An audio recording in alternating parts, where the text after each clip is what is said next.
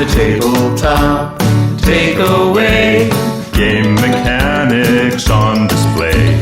Three designers share the stage.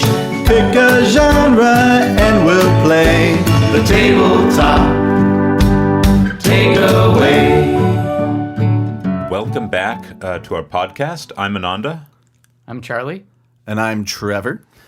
And today we're going to be starting our series on logical induction games. Induction? Yes. I've only heard of deduction games. Well, it's actually, sometimes people get the terminology a bit wrong. So deduction is all about starting with a set of rules and then figuring out specific deductions that you can make from those rules. Whereas induction is about having a bunch of clues and using them to figure out how the system works.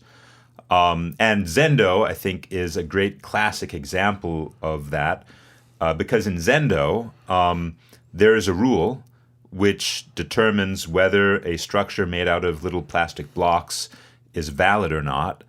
And the person who's designated as the master for that round, the Zendo master, knows what the rule is. In fact, they may have made up the rule themselves. And the other players don't, and the other players are trying to figure it out by making little structures and finding out if those structures are valid or not. So kind of putting pieces together to figure out the core rule of what is allowed. Yes, that's right. Yeah. And then the players will occasionally make guesses about what the structure is using resources that they earn from correctly identifying whether specific structures are valid or not. And if the player's correct about what the rule is, like if the rule is, for example, there have to be 2 yellow pieces, and they guess that, then they win. But if they're wrong, the Zendo master has to provide a counterexample. So the game is a really nice, some people describe it as an illustration of the scientific method, making hypotheses and testing them. Yeah, I think all 3 of these games that we're going to do in our series of induction games are all interesting examples, and Zendo's like the perfect starting one, I think, too. Yeah, so, building blocks, if you will. Yeah, yes, that's funny because if you've seen Zendo, it's all plastic building blocks. Yeah.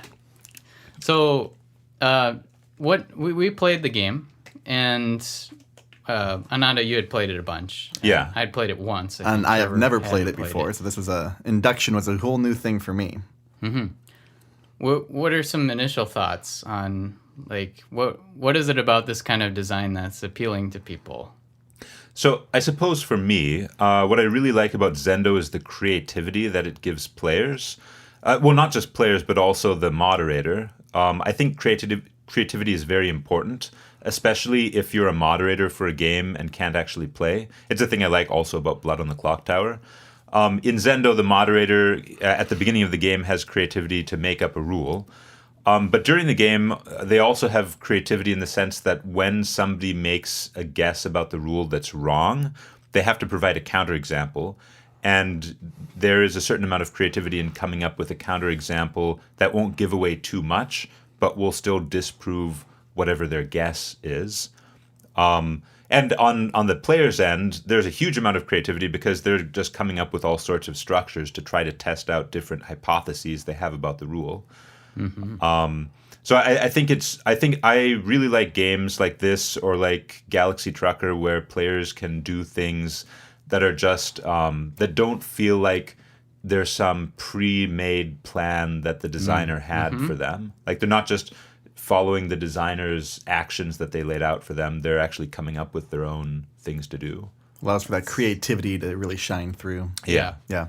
And both sides, the moderator and the players, are feeling really clever when they're doing this too. Absolutely. I always talk about like cleverness as like one of the key things for game design because, yeah. That's so clever. Yeah. Oh, sorry. Yeah. So say we're gonna be talking about this game and the Visitor and Turing Machine. Of those 3, which do you think is like the most approachable? I'd absolutely say Zendo was extremely approachable. You could open it up. Maybe there were instructions. Yeah, there they are. But it's really simple to get going. I made my first structure as the kind of moderator, and I did a really poor job because I guessed it right away. I'm like, oh, I should have done that a little differently. So like now I know. But you're able to just kind of dig in, and you're not like really restricted. So if they guess it, in 1 try or 2 tries, that doesn't really matter. You're just still playing the game. Yeah. And yeah, it just naturally evolves as you get better at it, and you can just play with it more. Yeah, I would agree. Zendo is very approachable. I mean, the presentation of it too. It's just these plastic blocks, and you put them on top. There's no of each other. There's no text or anything. No boards. No. It's just like playing with blocks. Yeah. Mm-hmm. Which we've been doing since we were like born. Yeah. Pretty easy. And I think there is a trend with publishers wanting to have games that just look fun to play with pieces. We get, as game designers, we may be thinking more of like flat games in our heads. A lot of times, like boards, the cards. cards. Yeah. Yep. But having something that you actually stack up on the table. Mm-hmm. Yeah.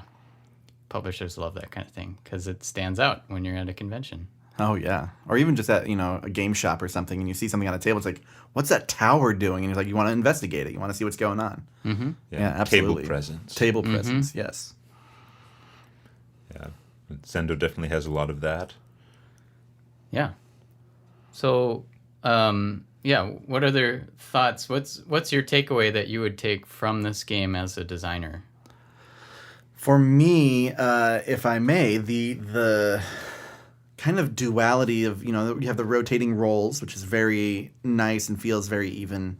But then just being able to play with things and arrange them in new ways, finding that piece of the puzzle you're not quite sure about, trying to figure out a way to replicate that. And just that curiosity. And then feeling clever once you figure, I think it's going to be this. And so you arrange this new thing and you get, you test it. And then they say, oh, no, but it does another thing. They show you like why that's a no. Say, oh, that one thing is different. Okay, I think I know what it is now. And you just have that excitement building. It's a very natural thing. So being able to replicate that, I think, is a really good thing to have in a game. Mm-hmm. Yeah, I think for me, it's when you have a game with a moderator who can't win, it's important to give them places where they can express their creativity. So that, like, for example, if I think about the game Alchemist uses an app, but it has a variant where... Alchemist is another induction game, which involves trying to figure out which ingredients make certain potions.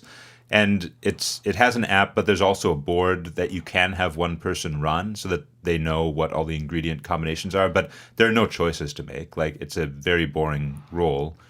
And I think if you have a moderator in a game, they should have choices to make. They should be engaged. Even if they can't win. Yeah. Mm-hmm. Yeah, and I think for me, what I'll take away from this one is the physically moving pieces around and it mattering like how they're arranged is really cool. Because you're just taking a few random bits and like making a game work with that. Pretty impressive. Oh yeah. When you think about the types of things in here, I guess there's a few different shapes, 3 different colors, and then you do have the black and white little circles to say if something is right or wrong, or if you're voting one way or another. But yeah, it's interesting. I mean, the thing about Zendo is you can play it with pretty much anything. This version that we played is the published version for Zendo specifically, but Zendo was, before this, it was Looney Labs' Ice House Pyramids game, which uses the Ice House Pyramids from Looney Labs. And I've played it with all sorts of components way back when I was a kid, just without needing the actual set. You can play it with little plastic cubes. Sure. You can play it with, I guess, fruit and nuts. You can use anything. Because all you need to do is have someone make up a rule for which arrangements of objects are valid. So there, you're really talking about the core of the experience provided by Zendo. Yeah. It's not the components, right. It's the experience. Yeah, it doesn't depend at all. I mean, these components are helpful because they're colorful. The shapes are easy to identify, but you can use anything. Yeah. This is reminding me of a game. I think it's called Mao. Is that Oh, yeah. Where you Make up a everyone's- rule, and everyone has to follow that rule without knowing what it is. Right. And Yeah. it's people just sitting around in a room, and sometimes it's like folding your legs is the Right. rule. or Leaning against a wall. Yeah. Yep. And I was thinking about like how that is a different feel than this game Zendo. Like the counterexample, I think, is what makes this one better than that game. Mao has its own interesting things about It's pretty it. chaotic. Yeah, but you aren't really learning too much more. It's hard to get more clues, I think. In that Yeah. experience. It's much more. You learn by failure, and then you try to figure out what you did wrong, but you're not sure because Mao told you broke the rule, but that's all you know. Yeah.